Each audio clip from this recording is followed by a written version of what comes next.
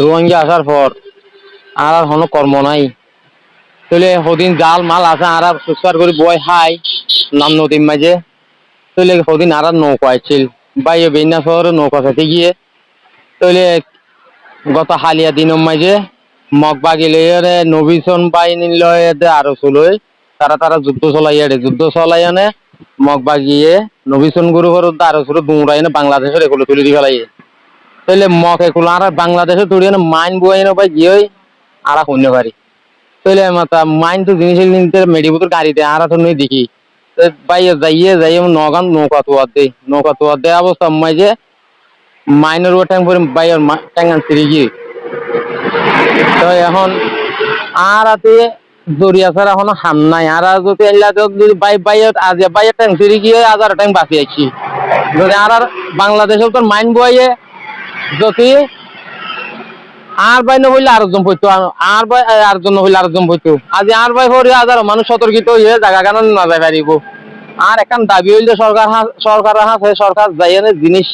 চাইনে mine করে পরিকল্পনা বেশি বয়স হয়ে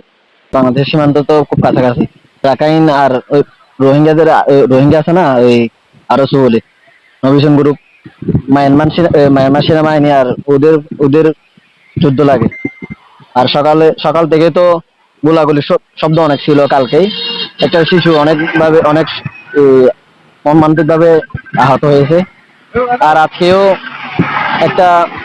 মানে সেটা বলার মতো না সকালবেলা ও নাফ নদীর কাছেই আছে ওই যে এরা তো জেলে মাছ ধরে জেলে আর নৌকা খুঁজতে গিয়ে ওই যে রাস্তা দিয়ে যায় ওই রাস্তা দিয়ে পা রাখতে ওটা ফুটে যায় মাইলটা ফুটে যায় ও পাড়া একটা বিচ্ছিন্ন হয়ে গেছে একটাতে অনেক আঘাতপ্রাপ্ত সরকারি বাহিনী বাংলা বর্মার সন্ত্রাস গ্রুপের গন্ডগোলের পরে সন্ত্রাস গ্রুপ যায় মারামারি টিকিন নেবারি তার দাঁড় করে দৌড়ানোর পরে গোলাগুলি মাঝে আমাদের বাংলাদেশের মাঝে আমাদের স্থানীয় লোক আমাদের একটা শিশু আহত বা হচ্ছে নিহতের পতন মাঝে আজকে ওরা যে সন্ত্রাস গ্রুপ দৌড়াতে বাংলাদেশের ঢুকিয়া এই বর্মার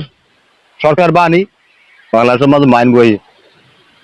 মাইন বোয়ানোর পরে আজকে যে আমাদের আরেকটা লোক ওখানে যে কত হাজার টিয়ার ব্যবসা বাণিজ্য আছে গ্যার আছে ফজেট আছে নৌকো আছে জাল আছে এটা দেখতে যাইয়া এই মোহাম্মদ আনিবার পা দুটি হারাইছে একটা বাতি যে আমার ওইখানে ফজরে গেছিল মাছের গেরে ওই গের থেকে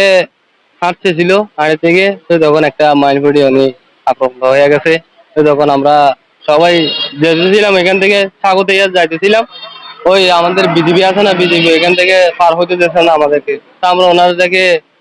গায়ে মনে করেন লাটকি চুটকি মারি এখান থেকে পার হয়ে গেছি তারপর তখন ওনাকে নিয়ে আসছিলাম তো এখন